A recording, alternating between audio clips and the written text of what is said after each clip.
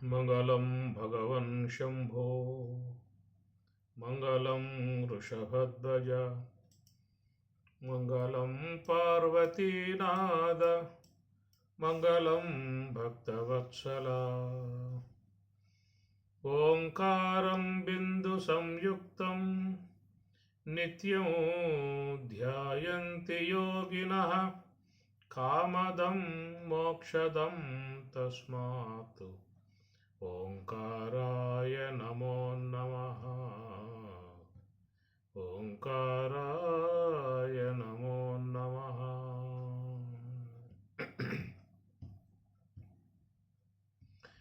నమః శివాయ నవే దేహమో నమ్మరాదు గదవే బొమ్మలలోని ఎన్నిక చూచి నమ్మికైన గనవే. నమః శివాయ నవే దేహము నమ్మరాదు గదవే శివ పంచాక్షరీ మంత్రములోన శివుడున్నాడనవే శివజీవైక్య సంధానము తెలిసితే శివ శివ శివ శివ శివాయ నవే. నమః శివాయ నవే దేహము నమ్మరాదు గదవే దేహములోపల లింగరూపుడై వెలుగుచునున్నాడే లింగస్థానము జంగం బెరిగితే లింగలింగ శివలింగాయ నవే.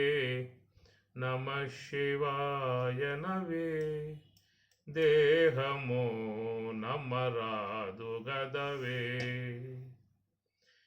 మనస్సులో నా మాయ రూపుడై మర్మము గలవాడే మనస్సులో పలమాయ రూపుడై మర్మము గలవాడే మనసే అతడని మర్మము తెలిసితే మహదేవ మహదేవ మహదేవాయనే. నమః శివాయ నవే దేహము నమ్మరాదు గదవే. నమః శివాయ నవే దేహము నమ్మరాదు గదవే. మహాశివరాత్రి పర్వదినం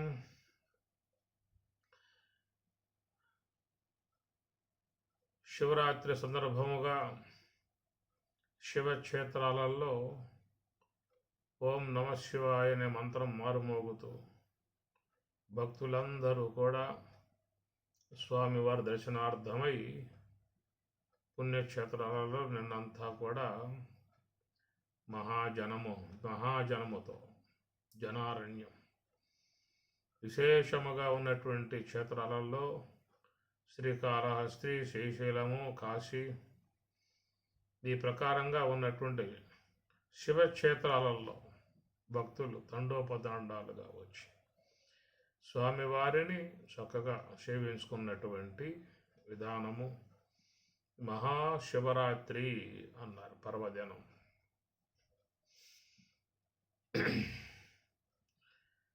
ఈ శివరాత్రి సందర్భముగా మనకు చెప్పేటువంటి అంశము కథాంశము విష్ణువుకి బ్రహ్మదేవుల వారికి ఒక విషయంలో గొడవ వస్తుంది. నేను గొప్ప అని చెప్పని వారు వాదోపవాదాలు చేసుకుంటూ ఉంటే అప్పుడు పరమశివుడు మహాదేవుడు జ్యోతిస్వరూపముగా ఆవిర్భవించి మీలో ఎవరు నా యొక్క మూలాన్ని తెలుసుకుంటారో వాళ్ళు గొప్ప అని చెప్పనే విధానంగా పరమశివుడు చెప్పగా హంసవాహనారూఢుడై బ్రహ్మ ఊర్ధ్వలోకాలకు శ్రీమన్నారాయణుడు మరి వరాహ రూపముగా భూమిని త్రవ్వుకుంటూ అధోలోకాలకి ప్రయాణం చేసినటువంటిది.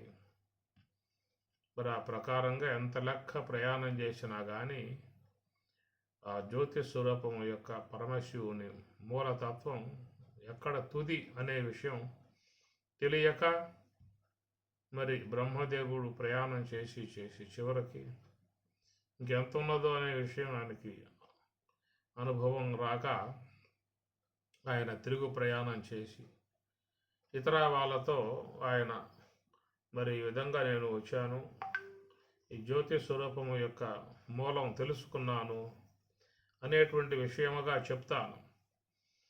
దానికి మీరు కూడా వత్తాసు పలకండి, నాకు కొంచెం సపోర్ట్ చేయండి అని చెప్పని గోమాతను మొగలి పువ్వును చెప్పినట్లుగా ఆ తర్వాత బ్రహ్మదేవుల వారు వచ్చి నేను ఆ జ్యోతి స్వరూపము యొక్క మూలం గమనించాను, చూశాను అని చెప్పని ఆయన చెప్పటం. దానికి ఏవైతే సాక్ష్యాలుగా వచ్చాయో అవి భయపడి చెప్పకపోతే ఈయన కోపం, చెప్తే మరి ఆయనతో కోపం అని చెప్పని అవి కొంచెం శాకశక్యంగా గోమాత తలతో అవునని చెప్పనంటూ తోకతో కాదని చెప్పనంటూ చెప్పిందని చెప్పని అట్లా మొగలి పువ్వు కూడా అబద్ధం ఆడటం వల్ల నీకు పూజార్హత లేకుండా పోగాక అని చెప్పని శపించినట్లుగా ఇదొక మనం మహాశివరాత్రి రోజున ఒక కథాంశముగా చాలామందికి ఈ విషయం తెలుసు కాబట్టి ఆ ప్రకారంగా జ్యోతి స్వరూపముగా ఆవిర్భవించినటువంటి రోజు కాబట్టి అది మహాశివరాత్రిగా ఆ రోజున 4 జాములలో పరమశివుణ్ణి మరి నమ్మక శమకాలతో రుద్రాభిషేకములుగా ఆరాధించుకునే విధానము, భక్తులందరూ కూడా శివ దర్శనార్థమై రాత్రి శివలింగోద్భవ సందర్భంలో దర్శించుకోవటానికి భక్తులంతా కూడా ఎంతో ప్రయత్నం చేసేటువంటి విధానము. శివరాత్రి రోజున అందరూ కూడా మరి జాగరణ చేస్తారు, శివ జాగరణ అని చెప్పని తెల్లవార్లు మేలుకొని ఆ శివనామాన్ని జపిస్తూ భక్తులు ఆ విధంగా ఉంటారు. ఉపవాసములతో పరమశివుణ్ణి ఆరాధించి పరవశించే విధానముగా జరుపుకునేటువంటి మరి శివారాధన సందర్భమైనటువంటి మహాశివరాత్రి. ఈ మహాశివరాత్రి పుణ్యక్షేత్రాలలో దాదాపుగా 9 రోజులు నిర్వహిస్తారు. అట్లా కాళహస్తిలో కూడా విశేషముగా అలంకారాలన్నీ కూడా చేశారు. భక్తులు కూడా అశేషముగా వాళ్ళు వస్తున్నటువంటి విధానము. రేపటి రోజున మరి రథోత్సవం ఉంటుంది, ఇక్కడ కళ్యాణోత్సవం ఉంటుంది, రథోత్సవం ఉంటుంది, తెప్పోత్సవం అని చెప్పి గిరి ప్రదక్షిణ అని చెప్పి విశేషముగా 9 రోజులు కార్యక్రమాలు నిర్వహించే విధానం. కన్నుల పండుగగా మరి ఎంతో అలంకారాలతో దుర్జటి ప్రాంగణమునందు సాంస్కృతిక కార్యక్రమాలు, భరతనాట్యము, ఉపన్యాసాలు, నాటకాలు, హరికథలు, అనేక రకమైనటువంటి కార్యక్రమాలతో కొనసాగేటువంటి విధానముగా శ్రీకాళహస్తి పుణ్యక్షేత్రమునందు విశేషముగా జరిగే విధానము. అట్లనే శ్రీశైలం కానీ కాశీ మొదలైనటువంటి క్షేత్రాలలో కూడా విశేషముగా పరమశివుణ్ణి భక్తితో అందరూ కూడా ఆరాధించుకునే విధానం. ముఖ్యంగా ఇలాంటి పర్వదినాలలో శివనామాన్ని జపించటం వల్ల కూడా చాలా గొప్ప ప్రయోజనాన్ని పొందే అవకాశం ఉంటుంది. కనుక ఉపవాసములు ఉంటారు, కానీ శివనామాన్ని జపించుకోవాలి. జపిస్తే దాని ఫలితముగా ఎంతో శివానుగ్రహాన్ని, పుణ్యాన్ని పొందే అవకాశం అనేటువంటిది ఉంటుంది. దీని పర్వదినాలు అని చెప్పి అంటారు. కొన్ని మాత్రం అప్పుడప్పుడు వస్తున్నటువంటి పుణ్యదినములుగా భావించేటువంటి దానం. ఆ సందర్భాలలో విశేషముగా దాన ధర్మాలు చాలామంది ఆచరిస్తూ ఉంటారు. ధ్యాన జపాదులు కూడా ఎక్కువగా చేసే విధానం ఉంటుంది. ఆ ప్రకారంగా పరమశివుని అనుగ్రహానికి పాత్రత పొందే విధానముగా కొంత భక్తులు కూడా మరి మహాదేవుణ్ణి ఆరాధించాల్సి ఉంటుంది. కాబట్టి ఈ రోజంతా, శివరాత్రి రోజంతా కూడా జపం చేసినా కానీ మనసుకి ఆనందం. అట్లనే ధ్యానం, ఈ ధ్యానం కూడా చాలా గొప్పది, పరమశివ ధ్యానము.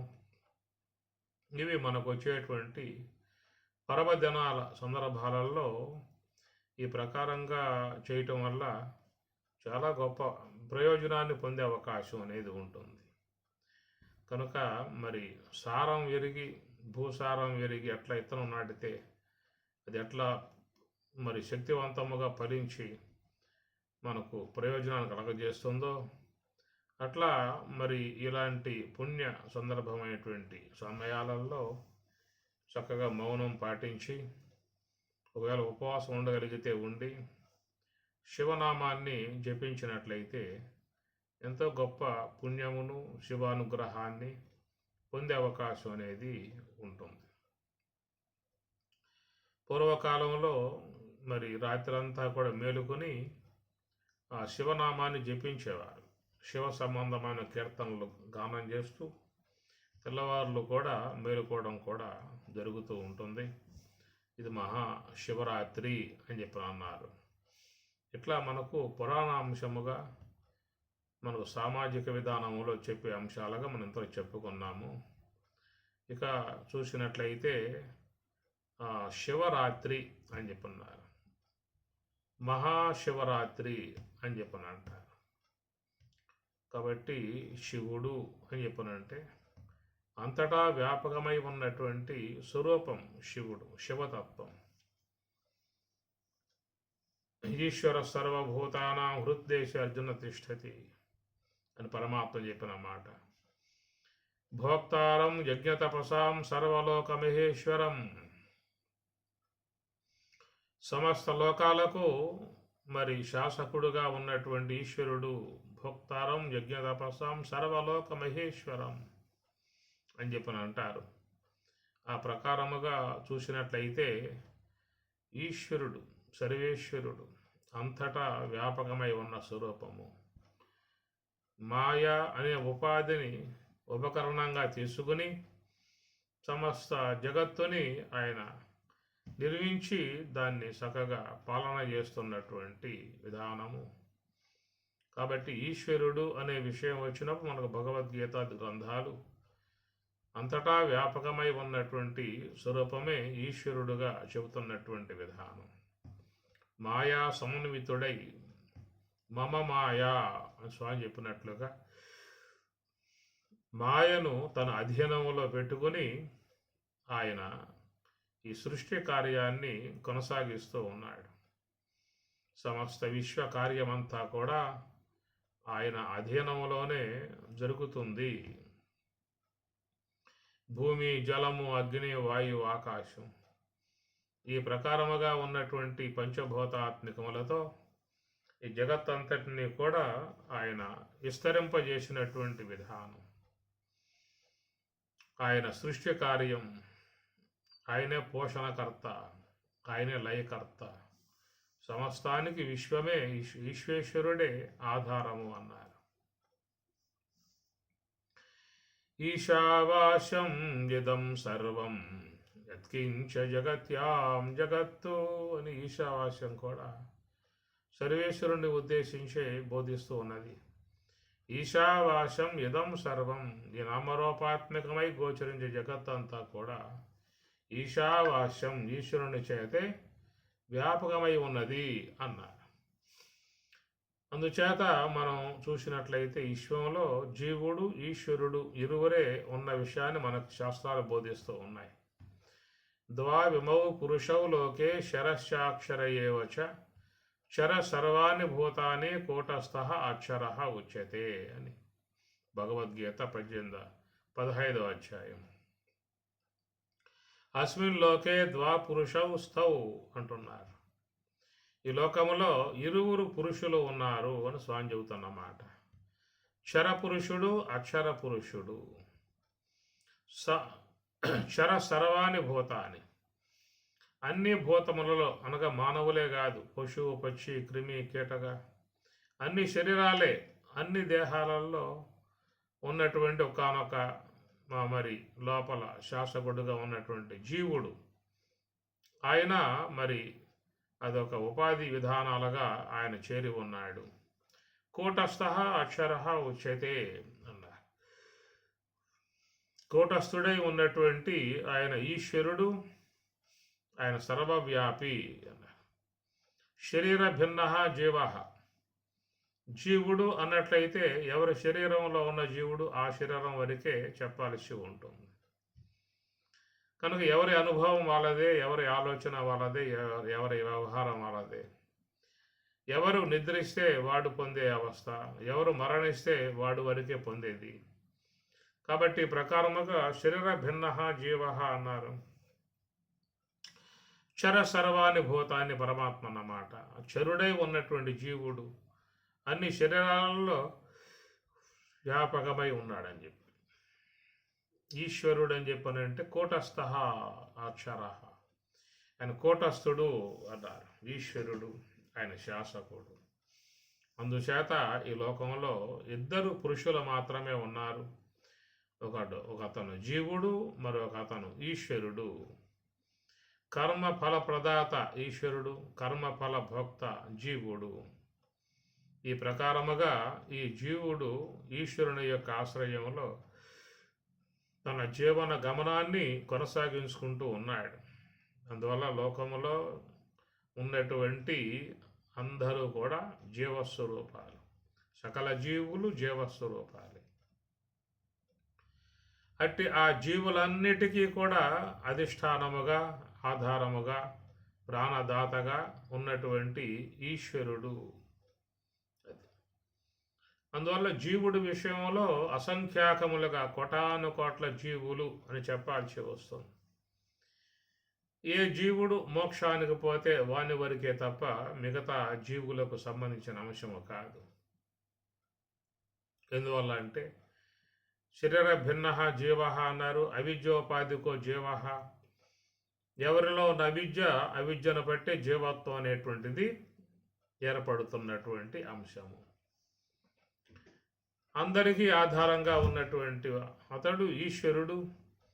సమస్త శరీరాలలో ఆయన ఉండి అందరి ఊపిరికి ఆయన భరోసా ఇచ్చాడు. ఆయన ఆధారంతోనే ఈ శ్వాసలు ఆడుతూ ఉన్నాయి.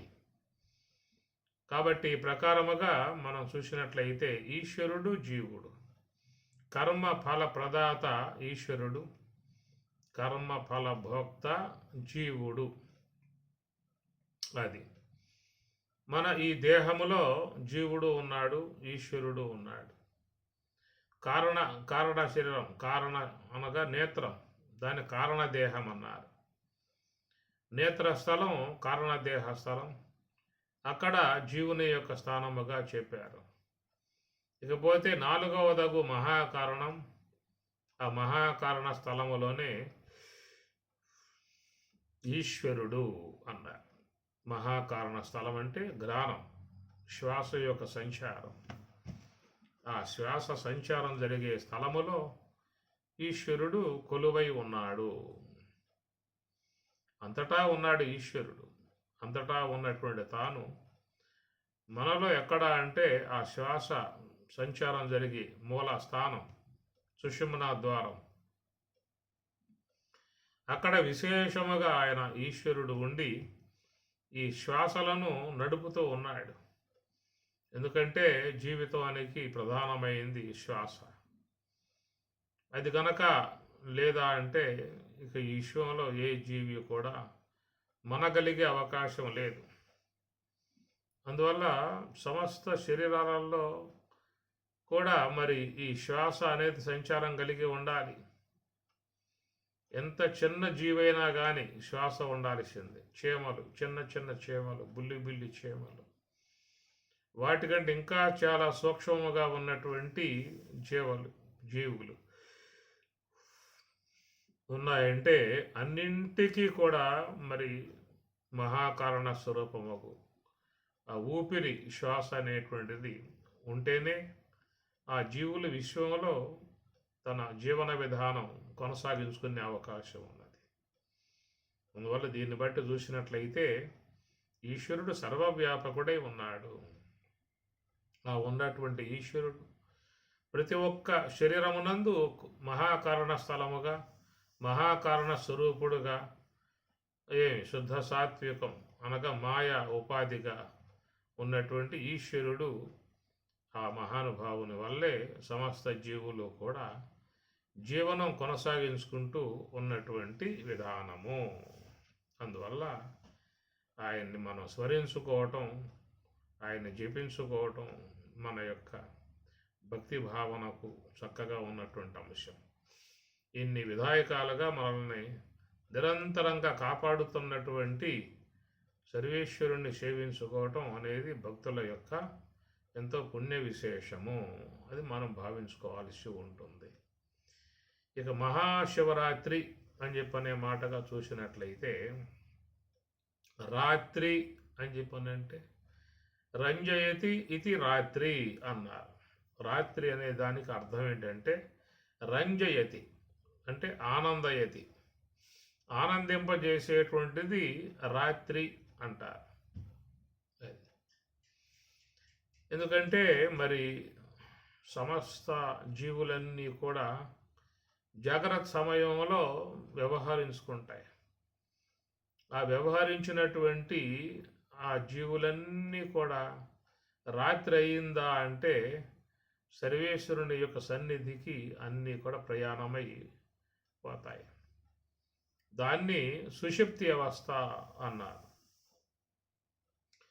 ఈ సుషుప్తి అవస్థ అనేటువంటిది అది అవిద్యా కార్యముగా, దాన్నే మాయా సంబంధ స్థానముగా చెప్పేటువంటి విధానము.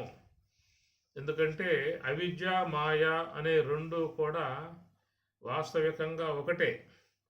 మలిన సాత్వికాన్ని అవిద్య అన్నారు, శుద్ధ సాత్వికాన్ని మాయా అన్నారు. అనగా మలినము శుద్ధము అనే పదాలు తప్ప అక్కడ చూసినట్లయితే ఉన్నటువంటిది మాయయే. దాన్ని మలినం అని చెప్పి అన్నప్పుడు అది అవిద్యగా చెప్పే మాట, అది జీవుని ఉపాధిగా చెప్పే మాట. శుద్ధము శుద్ధోపాధి అన్నప్పుడు ఈశ్వరుని యొక్క ఉపాధిగా చెప్పేటువంటి అంశం. కాబట్టి ప్రకారముగా జాగ్రత్త అవస్థలో సకల జీవులు వారి వారి కార్యాలలో నిమగ్నమై దాంట్లోనే ప్రయాణం చేస్తూ ఉన్నాయి.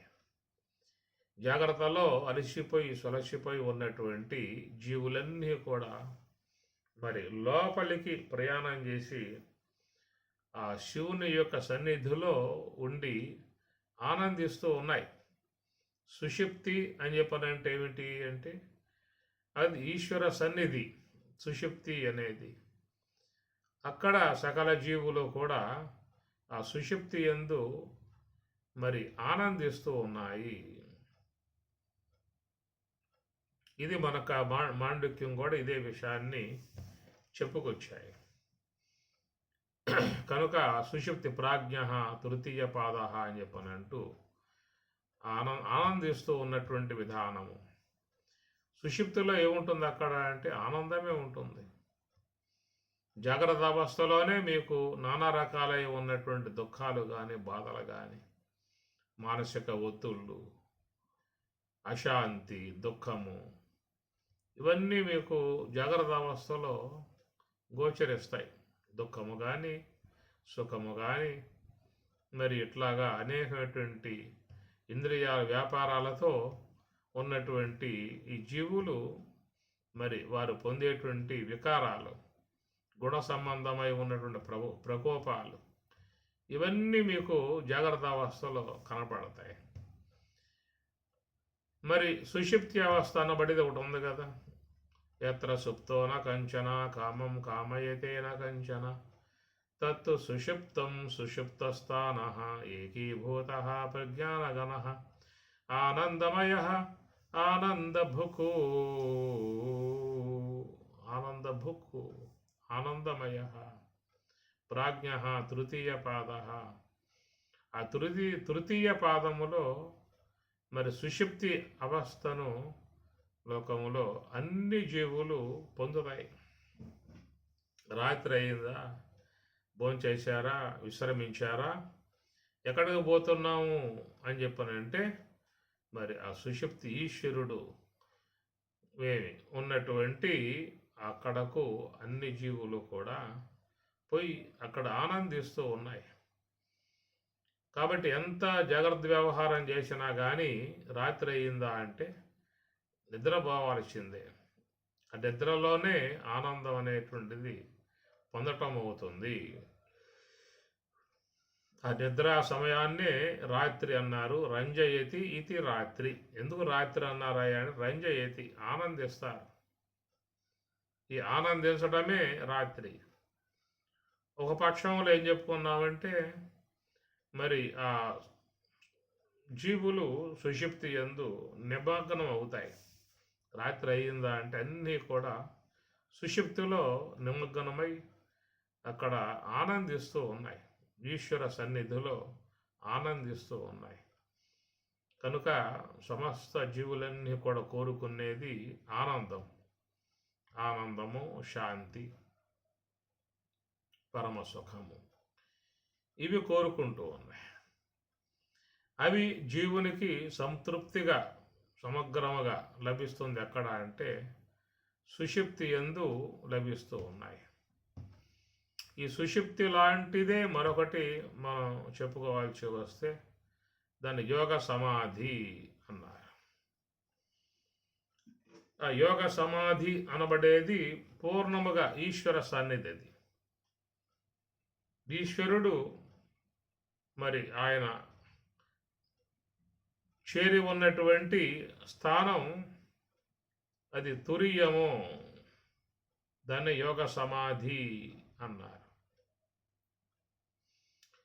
అంటే ఆ యోగ సమాధి యందు మరి మహాత్ములంతా బ్రహ్మజ్ఞానులంతా అక్కడ ఉంటారు.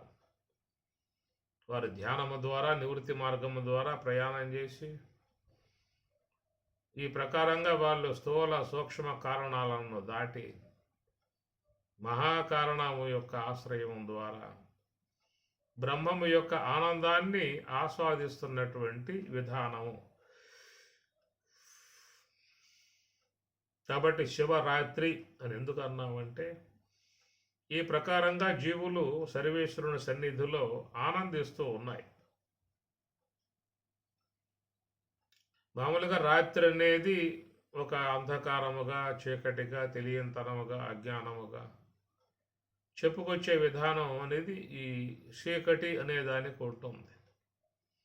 అచ్చపు చీకటిన్బడి గృహవ్రతులై విషయ ప్రవిష్టులై చచ్చుసుబుట్టుచున్ మరల చెరువిత చెరువెనులైన వారికిన్ జక్షర పుట్టునే పరులు చెప్పిననైన నిజేచ్ఛనైన కాలకు ఏగినైన హరి ప్రబోధముల్ అని భాగవతం అచ్చపు చీకటిన్బడి అజ్ఞానాంధకారము అన్నారు.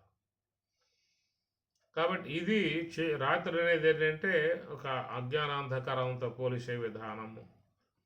రాత్రి అనేది మళ్ళా తెలియంతనంతో కూడా పోలిసే విధానం ఉన్నది. రాత్రి అంటే తెలియంతనము. ఇంతవరకే చెప్పినట్లయితే కొంత అనేందు ఆక్షేపణలు ఎదురయ్యే అవకాశాలు ఉన్నాయి. నిద్రాతత్వం అజానతః అని గౌడపాదీయుల వాక్యం. బ్రహ్మమును తెలుసుకోకపోవటమే రాత్రి అన్నాడు. కాబట్టి ప్రకారంగా ఈ రాత్రి అనే దానికి అనేక మంది మహాత్ములు చెప్పుకొచ్చిన అంశాలు ఉన్నాయి. ఇది ఇక్కడ మనం చెప్పుకుంటుంది ఏంటంటే మహాశివరాత్రి అన్నాం. మామూలుగా రాత్రి అని చెప్పిన మాటకి ఈ విధంగా అజ్ఞాన సంబంధ అంశముగా తెలియంతనముతో చేరి ఉన్న విధానము, జీవులు మరి అవిద్యావరణముతో మూతబడి తెలియంతనముతో ఉండేటువంటి అంశములు అక్కడ కేవలం మనకు రాత్రి అనే దాని మీద చెప్పుకొచ్చినటువంటి అంశం. దీన్ని గౌడపాదాచార్యుల వారు కూడా నిద్రాతత్వం అజానతః, తానెవరో తెలియకపోవటం గల అజ్ఞానమే రాత్రి అనేటువంటి అంశాలుగా చెప్పుకొచ్చారు. అది రాత్రికి సంబంధించినటువంటి అంశం అది. ఇదే విషయాన్ని మీకు భగవద్గీతలో కూడా స్వామివారు ధూమహారాత్రి అనే పదం వాడతారు. అది కేవలం దక్షిణాయనం, బహిర్ముఖం, బయటకు పోయే అంశముతో చేరి ఉన్నటువంటిది రాత్రి, లేదా బ్రహ్మమును తెలియకుండగా, తానెవరో తెలియకుండగా ఉన్న విధానము రాత్రి. ఇది ఒక కోణములో, ఒక అంశములో చెప్పుకునేటువంటి భావం. కానీ ఇక్కడ ఏంటంటే మహాశివరాత్రి అన్నారు. కాబట్టి శివుని యొక్క సంబంధమై ఉన్నటువంటి అంశాన్ని కూడా రాత్రితోనే పోల్చారు. దానికి మహాశివరాత్రి అన్నారు. కాబట్టి ఇక్కడ రాత్రి అని చెప్పి అన్నప్పుడు రంజయతి ఇది రాత్రి, రంజింపజేసేది రాత్రి అని చెప్పాను కనుక ఇది మహాశివరాత్రి. అంటే శివునితో అన్ని జీవులు కూడా మమేకమై ఉంటాయి. రాత్రి అయితే ఏం చేస్తాయి జీవులన్నీ? ఏమి పడకేసుకుని పడుకుంటున్నాయి. అన్నీ కూడా మరి ఆ అవిద్యా సంబంధమై ఉన్న మాయలోకే వెళ్ళిపోతూ ఉన్నాయి. రాత్రి చూడండి 12, 1 గంట ఆ సమయంలో కనుక చూస్తే విశ్వములో ఉన్న అన్ని జీవులు కూడా మరి సర్వేశ్వరుని యొక్క సన్నిధిలో సుషుప్తి అవస్థ అనబడేటువంటి ఏ ఇంద్రియ వ్యాపారం లేకుండగా, ఎలాంటి ఆలోచనలు లేకుండగా, సర్వేంద్రియములో కూడా లయపరచి ఆ జీవుడు అక్కడ ఆ రాత్రి సమయంలో సర్వేశ్వరుని యొక్క సన్నిధిలో అతడు ఆనందిస్తున్నటువంటి విధానము ఇది మహాశివరాత్రి. అది ఎందుకంటే నిద్ర అనేది చాలా అవసరం శరీరానికి, జీవునికి చాలా అవసరం. ఆ నిద్రించడం వల్ల మరి ఈశ్వరుని సన్నిధిలో ఉన్నటువంటి శక్తి అంతా కూడా జీవునికి ప్రాప్తిస్తుంది, దేహానికి ప్రాప్తిస్తుంది. ఎవరైతే ఒక రాత్రి కనుక నిద్రించకపోయారు, లేదా 1 లేక 2, 3 రాత్రులు నిద్రించకపోతే మరి వాళ్ళు పొందేటువంటి అవస్థ అంతా ఎంత కాదు. ఏ కార్యాలు చేయలేరు, ఎలాంటి ఆలోచనలు చేయలేరు. కారణం ఏంటంటే మరి ఈశ్వర సన్నిధి ద్వారా పొందేటువంటి శక్తి, ఆనందము, పరమశాంతి ఇవన్నీ కూడా జీవునికి దూరం అయ్యాయి. ఎందుకంటే వాడు పగటి వరకు మాత్రం పరిమితమయ్యాడు. రాత్రి అనే సమయాన్ని వాడు వినియోగించుకోలేదు, నిద్రకు వినియోగించుకోలేదు. కాబట్టి ప్రకారంగా ఆ రాత్రి అనేటువంటి అంశాన్ని దరిచేరనివ్వకుండా జాగ్రత్త అవస్థ వరకు మాత్రమే పరిమితమయ్యి ఉన్నాడా 1, 2 రోజుల వరకే ఉండే అవకాశాలు ఉంటాయి. ఇక ఆ పైన దాటిందా అంటే దేహం ఒప్పుకోదు, శరీరం పడిపోతుంది. ఎందుకు అంటే ఆ శక్తి ఆ సర్వేశ్వరుని ద్వారా వస్తుంది. రాత్రి అనేటువంటి మహాశివరాత్రి సుషుప్తి యొక్క సంబంధమై ఉన్నటువంటి సర్వేశ్వరుడి సన్నిధిలో ఏ జీవుడైతే సుషుప్తి అనే అంశముగా చేరుకుంటాడో అక్కడ ఆయన ద్వారా పొందేటువంటి ఆ శక్తి అంతా కూడా శరీరానికి ప్రాప్తిస్తుంది. కాబట్టి పొద్దున్నే అందరూ చాలా ఉత్సాహంగా పనిచేస్తారు. ఇది అందరికీ అనుభవంలో ఉన్న విషయమే. 2 పూటల నిద్ర లేకుండా మీరు కాసినట్లయితే ఆ తర్వాత ఇంద్రియాలలో ఉన్న పడుత్వం కానీ, దేహంలో ఉన్న పడుత్వం కానీ, ఏ కార్యములు చేయలేనటువంటి పరిస్థితి కానీ, మనసుతో కూడా ఆలోచించడానికి అవకాశం లేని పరిస్థితి కానీ, ఇవన్నీ చూస్తాం మనం. కనుక ఏ పూటకు ఆ పూట మనం ఇంత ఉత్సాహంగా, ఇంత సంతోషంగా, ఇంత ఆహ్లాదకరంగా మనం ఉంటున్నాము అని చెప్పనంటే గమనించండి, అందరూ కూడా మరి ఆ సుషుప్తి అనబడేటువంటి స్థానములో శివ సన్నిధికి మనం పోతున్నాం అనేటువంటి యొక్క మాట పరమాత్మ మీకు 8వ అధ్యాయంలో చెప్తారు. సర్వస్య చాహం హృది సన్నివిష్టః మత్త స్మృతిర్జ్ఞానమపోహనంచ వేదైశ్చ సర్వైః అహం వేదవేద్యః వేదాంతగృద్వేద విదేవ చాహం. పరమాత్మ అంటున్నమాట. ఏమి సర్వస్య చ అహం హృది సన్నివిష్టః, సర్వస్య సమస్త జీవుల హృదయమునందు ఉన్నాను అన్నాడు. మత్త స్మృతిర్జ్ఞానం అపోహనంచ, మత్త నా వల్ల స్మృతిని ఇస్తూ ఉన్నాను, జ్ఞానాన్ని ఇస్తూ ఉన్నాను, అపోహనం మరుపుని కూడా ప్రసాదిస్తూ ఉన్నాను. ఈ మూడు కూడా మత్త నా వల్ల ఏర్పడుతున్నాయి అన్నాడు. అపోహనం అంటే మరుపు అన్నమాట. ఈ మరుపు అనేది రెండు రకాలు చెప్పుకోవచ్చు. మనం జీవన విధానంలో ముందుకు పోయే కొద్దీ, ఇక వయసు పైబడే కొద్దీ మనకు చాలా వరకు మరుపుకు వచ్చేస్తూ ఉంటాయి. ఎందుకంటే మనసులో పడ్డటువంటి ముద్రలు అవన్నీ కూడా జ్ఞప్తిలో ఉంటే చాలా అవస్థపడాల్సిన పరిస్థితి ఏర్పడుతుంది. అందువల్ల పరమాత్మ మనకి మరుపు అనేటువంటిది ప్రసాదించాడు. ఆ మరుపు అనేది వస్తేనే మనం సుఖంగా శాంతిగా ఉండే అవకాశం ఉంటుంది. జీవితంలో ఏవైతే జరిగినాయో అవన్నీ కూడా డెప్త్లో ఉంటే మన జీవనం కుంటుపడుతుంది. ఏమి మరుపు అనేది రావాలి. ఏదైనా జీవితంలో ఎన్నో జరుగుతూ ఉంటాయి. వాటిల్లో మహా దుఃఖాన్ని కలగజేసేటువంటివి కూడా ఉంటాయి. సాధారణ స్థాయిల్లో కష్టపెట్టేవిగా, కొంత దుఃఖాన్ని పొందింపజేసేవిగా ఉంటే, కొన్ని సంఘటనలు జీవితాన్ని కదిలించి వేస్తాయి. చాలా వేదనకు గురవుతాం, బాధకు గురవుతాం, దుఃఖానికి గురవుతాం. ఇది అందరికీ జీవితంలో అనుభవంలో ఉన్నటువంటి విషయమే.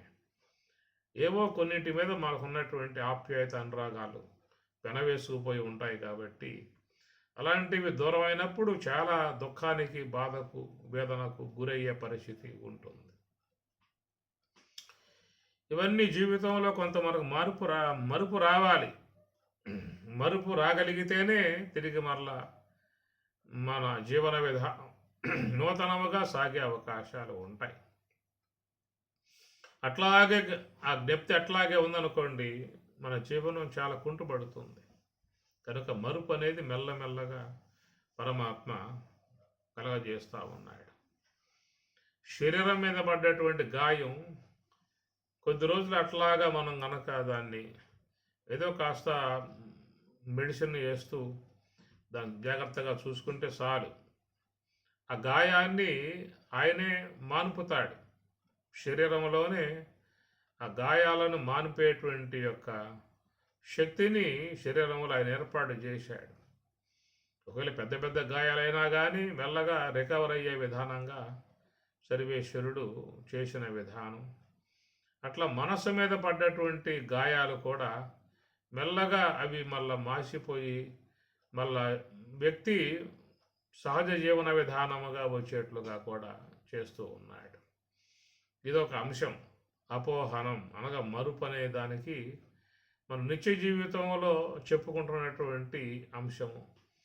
ఈ మరుపు అనేది మనకు లేకపోయిందా అంటే జీవితంలో ఏవైతే జరిగావో అవన్నీ కూడా అట్లాగే గనక జ్ఞప్తి గనక ఉన్నట్లయితే మనకు అడుగు కూడా ముందుకు వేసే అవకాశం ఉండదు. కనుక జీవితంలో సంతోషం కలగజేసేటువంటి ఉన్నాయి, జీవితంలో బాధ, దుఃఖం, వేదన కలగజేసేటువంటి ఉన్నాయి. ఒక వ్యక్తి దూరం అయితే విలపిస్తారు, పరితపిస్తారు, బాధపడతారు, రోధిస్తారు. చాలా ఆ పూటంతా మనసంతా వికలమైపోతుంది. ఆ తర్వాత మెల్లమెల్లగా వారం అయ్యిందా అంటే కొంచెం మరుపుకు వచ్చేస్తుంది. నెల అయిందా అంటే పూర్తిగా దాని విషయం నుంచి బయటపడతారు.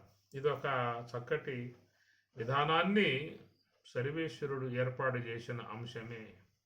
ఆ మరుపు కనుక రాకపోయిందా అని చెప్పానంటే మానవ జీవన విధానాలు దుర్భరమైపోతాయి. ఎందుకంటే ఎన్నో జీవితంలో కష్టం కలగజేసేవి, బాధ కలగజేసేవి, దుఃఖం కలగజేసేవి, మనస్సుని పరితింపజేసేటువంటి ఎన్నో జరుగుతూ ఉంటాయి.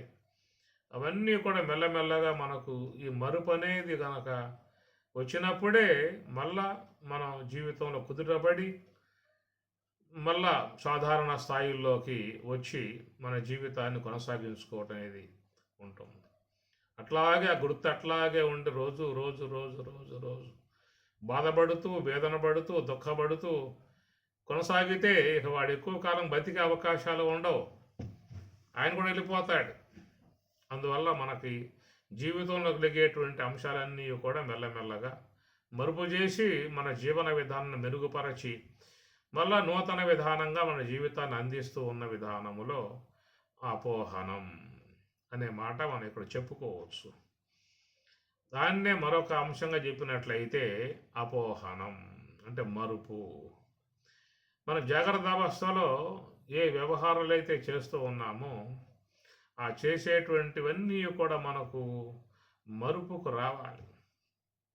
రావాలని చెప్పనంటే సుషుప్తి అనబడేటువంటి యొక్క అంశంలోకి ప్రవేశించాలి. కనుక ఆ సుషుప్తి అనేటువంటి ఆ స్థాయిలోకి పోయినప్పుడు అది శివ సన్నిధి. ఎందుకంటే సుషుప్తి అనేది ఒక వ్యక్తి పొందితే అది సుషుప్తి, విశ్వంలో అందరూ పొందితే అది మహాసమాధి, మహాసుషుప్తి, అది మాయా కార్యం.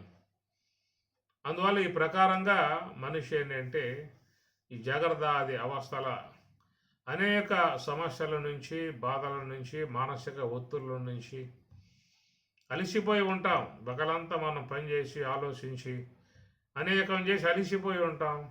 అలాంటి విధానములో మనకి అన్నీ కూడా మరుగుపరచి లోపల ఆ జీవుణ్ణి తన సన్నిధిలో పెట్టుకొని ఆనందింపజేస్తూ ఉన్నాడు. సుషుప్తి అనబడేటువంటి ఆ స్థలములో సకల జీవులు కూడా మరి రాత్రి అయ్యిందా అంటే ఆయన సన్నిధికి వెళ్ళిపోతూ ఉన్నాయి. ఇప్పుడు ఈ పూట తీసుకోండి, 9 గంటలకు భోజనం చేస్తారు, 10 గంటలకల్లా విశ్రమించే ప్రయత్నం చేస్తారు. ఆ తర్వాత ఇక 1 గంట 12 ప్రాంతాలలో అందరూ ఎక్కడ ఉన్నారయ్యా అంటే అది మహాదేవుని యొక్క సన్నిధిలో ఉన్నారు అని అర్థం. 10 ప్రారంభం చేస్తాం మన కార్యక్రమాన్ని. ఇక 11 కల్లా ఇక నిద్రలోకి పూర్తిగా ఉపక్రమిస్తాం. ఈ 12, 1 గంట ప్రాంతాలలో లోపల సర్వేశ్వరుని సన్నిధిలోనే అన్ని జీవులు చేరి ఉన్నటువంటి విధానం. కాబట్టి అక్కడ ఉన్నప్పుడు ఏంటంటే ఆ జీవుడికి అన్నీ కూడా మరుపుకు వచ్చేస్తాయి. ఏమి జ్ఞాపకాలు ఉండవు. ఇప్పుడు సుషుప్తిలో ఉన్నప్పుడు, గాఢ నిద్రలో ఉన్నప్పుడు అక్కడ మీకు ఎలాంటి సంస్కారములు బుడకరించటం కానీ, ఆలోచనలు రావటం కానీ, వేరే వేరే సంకల్పాలు రావటం కానీ అక్కడ ఏమి ఉండవు. ఆ సుషుప్తిలో జాగ్రత్త అవస్థలో పనిచేసేటువంటి గుణాలు కూడా కామ, క్రోధ, లోభ, మోహ, మద, మత్సర, ఈర్ష్య, ద్వేష ఇత్యాది చాలా ఉన్నాయి కదా. ఈ మొత్తం కూడా ఉపశమిస్తాయి, అక్కడేం ఉండవేక.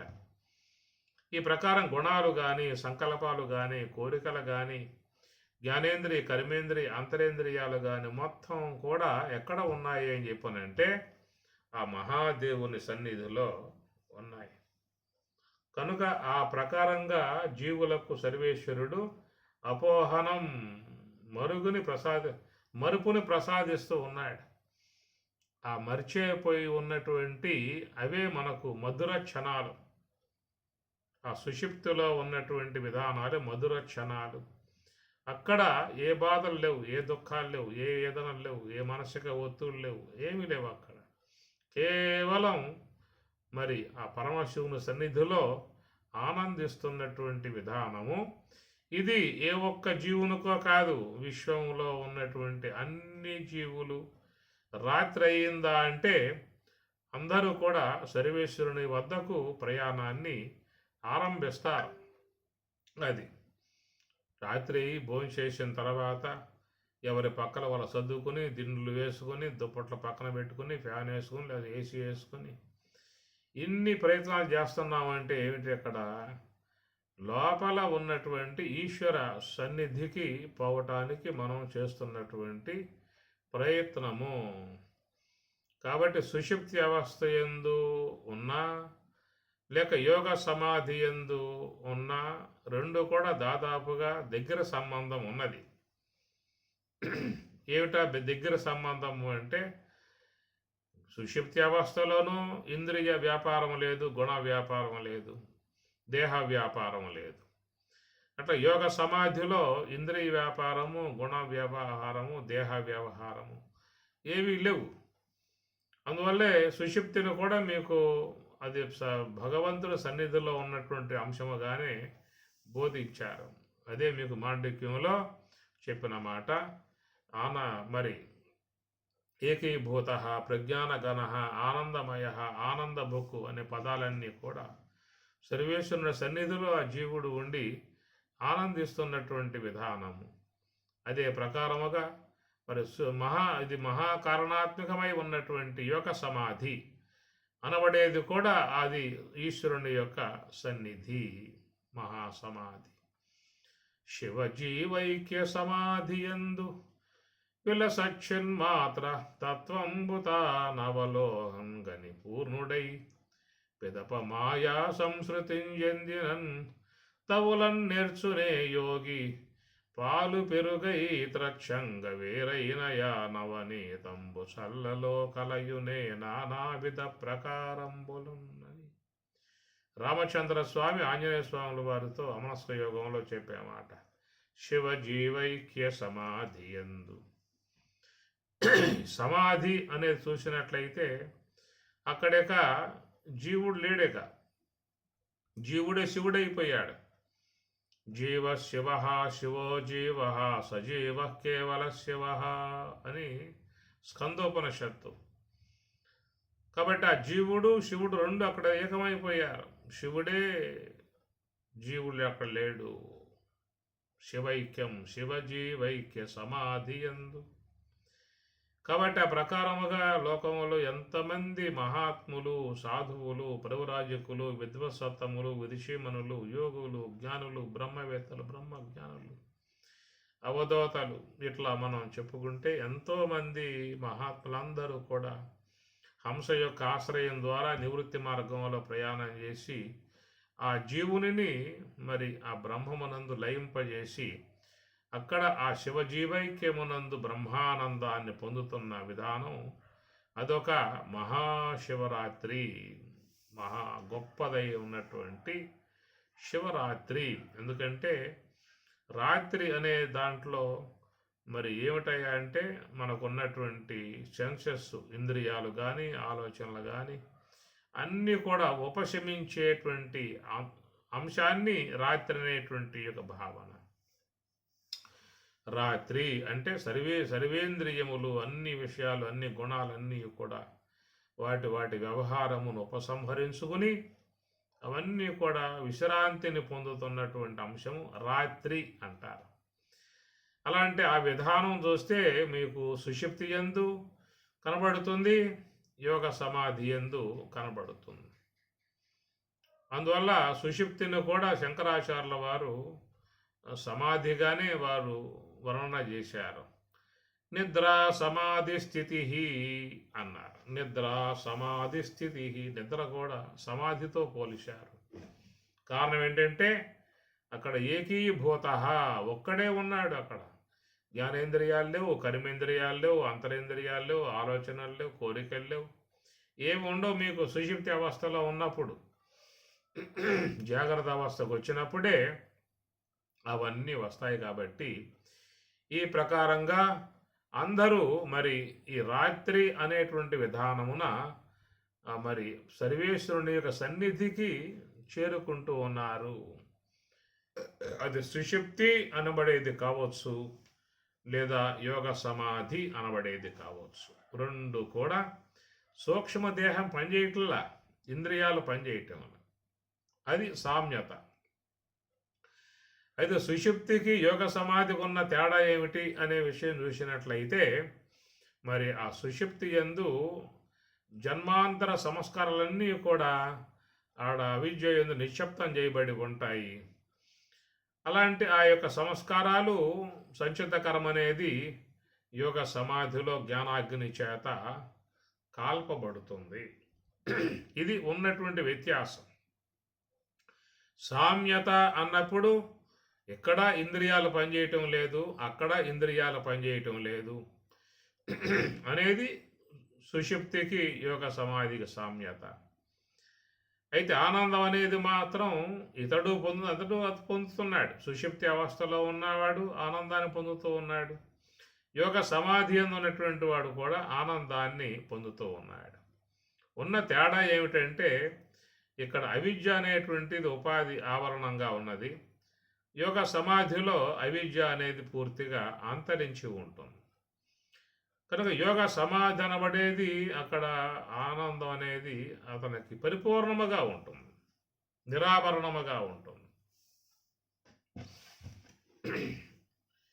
అయితే ఆనందాన్ని పూర్ణముగా వాళ్ళు పొందుతున్నటువంటి అంశం. దీన్ని మీకు తైత్తిరీయోపనిషత్తు ఆనందవల్లి అని చెప్పి ఉంటుంది, అక్కడ మీరు చూసుకోవచ్చు. తైత్తిరీయం శిక్షావల్లి, భృగువల్లి, తర్వాత శిక్షావల్లి, భృగువల్లి, ఆనందవల్లి ఇలాంటివన్నీ వస్తాయి. దాంట్లో ఆనందవల్లిలో మరి మహాత్ములు, ఇంద్రుడు, దేవతలు పొందే ఆనందాన్ని కూడా బ్రహ్మజ్ఞానికి మించింది కాదని చెప్పి అని అంటాడు తైత్తిరీయంలో ఆనందవల్లి అనే సందర్భంలో. కాబట్టి ఆ ప్రకారముగా యోగ సమాధి అనబడేటువంటి దాంట్లో పూర్ణముగా ఆ జీవుడు శివజీవైక్యమును పొంది ఉన్నటువంటి పరిస్థితి అని అర్థం. ఇక్కడ మరి సుషుప్తిలో అయితే ఇక్కడ కూడా ఆనందాన్ని పొందుతున్నటువంటి యొక్క అంశమే. జ్ఞానేంద్రియాలు, కర్మేంద్రియములు, అంతరేంద్రియములు, సంకల్పాలు, కోరికలు అనే పూర్తిగా ఆగిపోయాయి. ఆగిపోయిన తర్వాత ఉన్నటువంటి ఆ సుషుప్తి యందు ఆ జీవుడు బ్రహ్మము యొక్క ఈశ్వరుని సన్నిధిలో ఆనందాన్ని అతడు పొందుతూ ఉన్నటువంటి విధానము. ఇప్పుడు మనం చెప్పుకున్నటువంటి యోగ సమాధి కూడా దాన్ని కూడా రాత్రిగానే పోలిశారు. అది మహాశివరాత్రి. అది బ్రహ్మవేత్తలు, బ్రహ్మజ్ఞానులు అందరూ కూడా ఆ రాత్రి యందు ఆ బ్రహ్మానందములో చక్కగా వాళ్ళు ఆనందిస్తూ ఉన్నటువంటి విధానము. కాబట్టి ప్రకారముగా యోగ సమాధిని పొందటము అని చెప్పనంటే అది అందరికీ సాధ్యమయ్యే పని కాదు. అది చాలా ప్రయాసతో చేరి ఉన్నటువంటి అంశం. క్లేశోధికతరస్తేషాం అవ్యక్తాసక్త చేతసాం అవ్యక్తా హి గతి దుఃఖం దేహవద్భి అవాప్యతే పరమాత్మ అన్నమాట. క్లేశ అధికతర తేషాం అవ్యక్త ఆసక్త చేతసాం. ఏ యొక్క ఇంద్రియ గోచరం కానటువంటి బ్రహ్మం ఉన్నదో అంటే సర్వేశ్వరుని యొక్క సన్నిధికి పోవటం అని చెప్పనంటే క్లేశ అధికతర అని పరమాత్మ అన్నమాట. కాబట్టి ధ్యానం ద్వారా పోవాలి సన్నిధికి, ఈశ్వర సన్నిధికి, యోగ సమాధి అనేబడే అంశానికి పోవాలంటే అది చాలా ప్రయాసతో చేరి ఉన్నటువంటి అంశము. దాని విషయమయ్యే మీకు భగవద్గీత అంతా కూడా ఆ విషయాన్ని బోధిస్తూ ఉన్నది. ఉపనిషత్తులు అన్నీ కూడా ఆ యోగ సమాధి యొక్క సంబంధమై ఉన్నటువంటి అంశాన్ని బోధిస్తూ ఉన్నాయి. అంటే అంశాన్ని పొందమని చెప్పని అవన్నీ కూడా ప్రోత్సహిస్తూ ఉన్నాయి. సకల శాస్త్రములు చెప్పే విషయమంతా కూడా యోగ సమాధికి సంబంధించిన అంశము. అది ఎందుకంటే ఇక్కడ సుషుప్తి అనబడేటువంటిది అది ప్రాప్తించే ఉంది. జీవునికి సర్వేశ్వరుడు అనుగ్రహించాడు, ప్రాప్తింపజేశాడు. దానికోసం మనమేదో మరి ప్రయత్నం, యమ, నియమ, ఆసన, ప్రాణాయామాది ఇలాంటివన్నీ కూడా మీకు సుషుప్తి అవస్థ యొక్క విషయంగా ఏమి ఉండవు. అనుకూలం గల వాతావరణము, సరైనటువంటి యొక్క సదుపాయాలు చేసుకుంటే చాలు. ఆ సుషుప్తి అనేది సర్వేశ్వరుడు మీకు ప్రసాదిస్తాడు. ఆయన అనుగ్రహంతో రావాల్సిందే. మనం రమ్మంటే రాదు, మనం కోరుకుంటే వచ్చేది కాదు. ఈశ్వరుడు ఆ ప్రకారంగా జీవులకు ప్రసాదించిన అంశము. అలాగా మరి ఆ సుషుప్తి అనబడేటువంటి దాని యందు అందరూ కూడా మరి అవ్యాజ విధానముగా వాళ్ళు ఎలాంటి ప్రయత్నం లేకుండా, ఎలాంటి ఇబ్బందులు లేకుండా చాలా సునాయాసముగా పొందటానికి యోగ్యముగా ఉన్నటువంటి అంశము సుషుప్తి.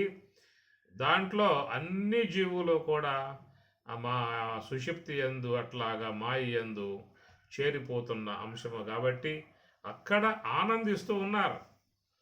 సుషుప్తిలో ఏ దుఃఖము లేదు, ఏ బాధ లేదు, ఏ చింతన లేదు, ఎలాంటి మానసిక ఒత్తిళ్ళు లేవు, ఏమీ లేవు అక్కడ. మీకు ఒక జాగ్రత్త అవస్థకు వస్తేనే మీకు అవన్నీ చుట్టుముడతాయి. గతం జ్ఞాపకం వచ్చి బాధపెట్టే విధానము, అనేక ఆలోచనలు, అనేక దుఃఖాలు, అనేకమైనటువంటి శీతోష్ణాల ద్వారా వచ్చేటువంటి మానవాల ద్వారా వచ్చేటువంటి అనేక రకమైనటువంటి దుఃఖాలన్నీ కూడా మీకు జాగ్రత్త అవస్థ స్వప్నం వరకు సాగుతాయి తప్ప సుషుప్తి అనబడేటువంటి మరి ఆ ద్వారంలో ప్రవేశించాము అంటే, అవతల వైపుకు పోయాము అంటే యువతల ఉన్నవన్నీ మొత్తం ఆగిపోవాల్సిందే. అందువల్ల మనం నిత్య జీవితంలో కోరుకునేటువంటి ఆనందాన్ని సుషుప్తి అనబడేటువంటి ద్వారా ఒకంత పొందుతూ ఉన్నాము.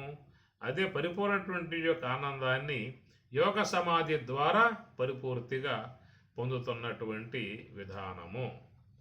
ఏదైనా మనం అలాంటి సుషుప్తి సంబంధమై ఉన్న ఆనందం కానీ, యోగ సమాధి అనబడేటువంటి సంబంధమై ఉన్నటువంటి బ్రహ్మము యొక్క ఆనందము కానీ ఏది పొందాలన్నా ఈశ్వరానుగ్రహమే.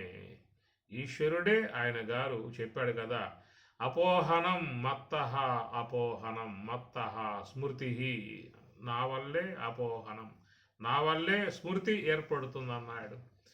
కనుక ఆ సుషుప్తిని కలగజేసేది ఆయనే. ఆ సుషుప్తిలో ఉన్నటువంటి మనల్ని తీసుకొచ్చి జాగ్రత్త అవస్థలు అప్పజెప్పేది ఆయనే. కాబట్టి ప్రకారముగా ఆ సుషుప్తి అనేటువంటి అంశమే సర్వేశ్వరుని స్థానము. చెప్పాం కదా, శివస్థలం అది. జాగ్రత్త అవస్థ స్థూలదేహము బ్రహ్మ, స్వప్నావస్థ సూక్ష్మదేహము విష్ణువు, కారణదేహము సుషుప్తి అవస్థ ఈశ్వరుడు.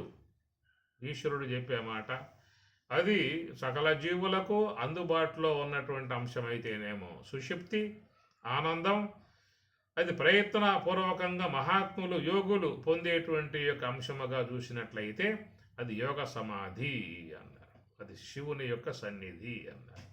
అక్కడే ఎవరైనా ఆనందించాల్సి ఉంటుంది.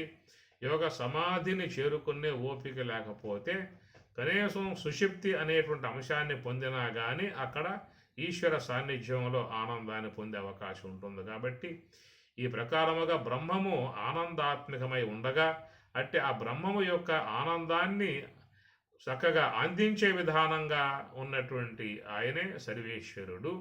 ఆయన సన్నిధిలో జీవులు చేరి ఆనందించటమే అదే మహాశివరాత్రిగా మనం గ్రహించుకొనవచ్చు. ఓం సహనా భవతు సహనౌ భునక్తు సహ వీర్యం కరవావహై తేజస్వినావధీతమస్తు మా విద్విషావహై. ఓం శాంతి శాంతి శాంతి. హరి ఓం తత్సతు. శ్రీ గురుభ్యో నమః. హరి ఓం.